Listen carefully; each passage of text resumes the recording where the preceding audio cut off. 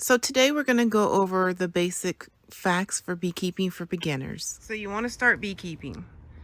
The first things that you need is some type of protection. You're going to need a smoker, gloves, and a hive tool. So you can see here there's multiple kinds. I'll go over these a little bit later on how to use some of the different styles. This is one I just keep in my vehicle at all times. So these are the things that you definitely want before you start beekeeping.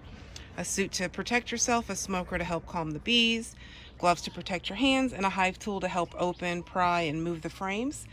So these are some extra things that you don't need but are nice to have. This wonderful little water sprayer. Sometimes you can calm the bees with spraying them, maybe a couple drops of lemongrass oil in there, calm them down instead of smoking.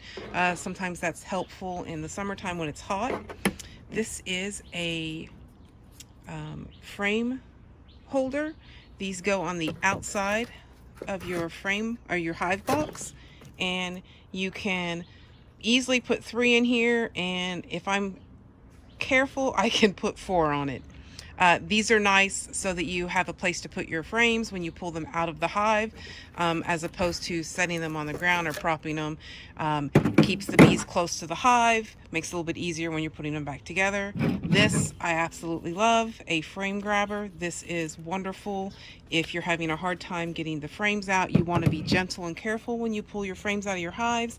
This helps you to kind of steady it and keep from banging it on the side, where if you smash your frame up against the side of the hive, you could accidentally squish your queen.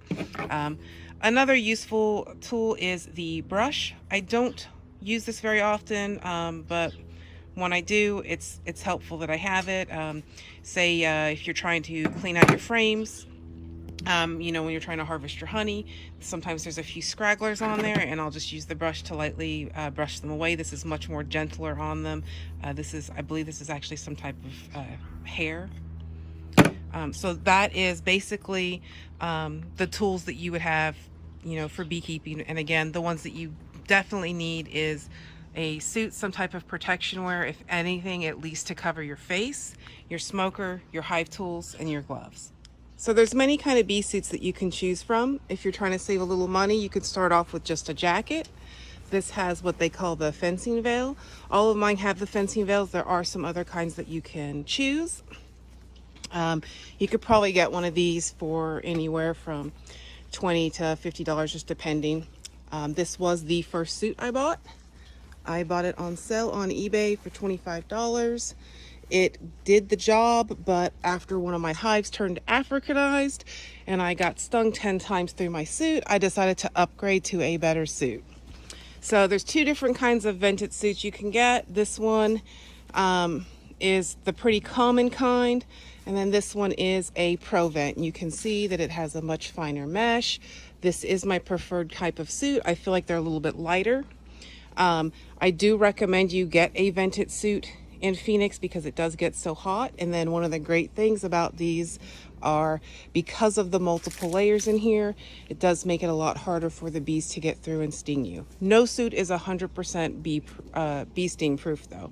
Again, all of these have the fencing style. This one is my favorite. This is the one I wear all the time. I wear my jacket and the pants, if I can get this open, to match.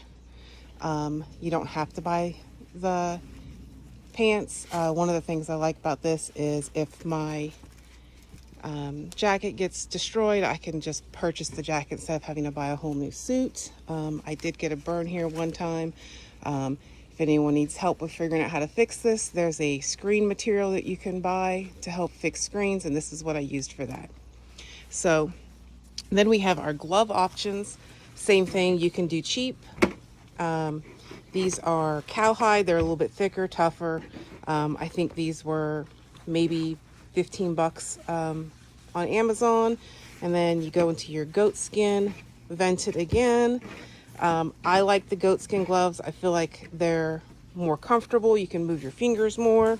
And then these ones, I think these are goat skin, but these are a little bit more thick, and they are still vented. The material's a lot harder, so the bees can't really sting through it. These are good if you're doing removals because they're a little bit more industrial. I had another pair of these and I ripped this doing a cutout in a tree. For footwear, you can wear regular tennis shoes. High top shoes are probably preferred. If you are dealing with angry bees, you will want to wear a more protective shoe, such as the galoshes shown to the left. Okay, so the basics of your smoker. When you order one online, you're going to get this in here. It's going to be completely flat. You want to pull these legs out before you put it in there, and this allows airflow to get in underneath the smoker. In there. There's multiple things that you can use to start your smoker. Pine needles are really good. Pine needles are really good. If you have a pine tree, this is actually some leftover old Christmas tree that I decided to use as smoking fuel. Burlap's another good one. Any kind of paper with wax on it. This is like an old torn up tray from fast food.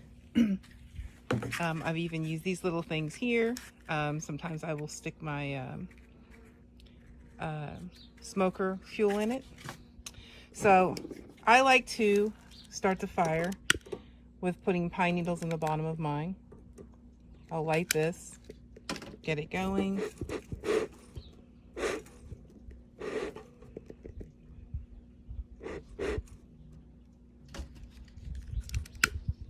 Sometimes you have to light it a couple times.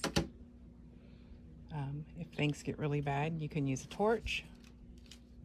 There's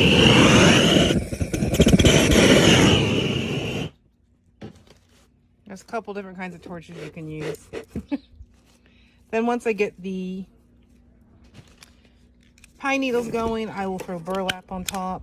You can ask many different people. There's multiple ways of starting this.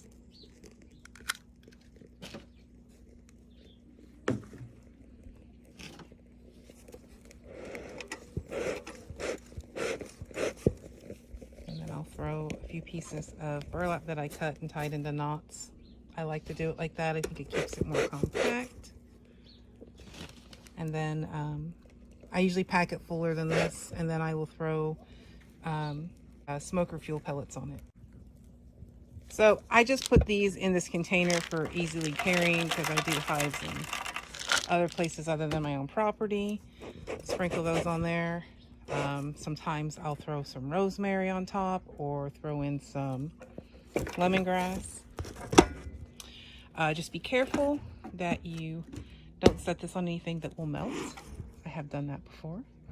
So another one of the things that you just might not know unless somebody tells you, this hook here is to actually hang on to your hive.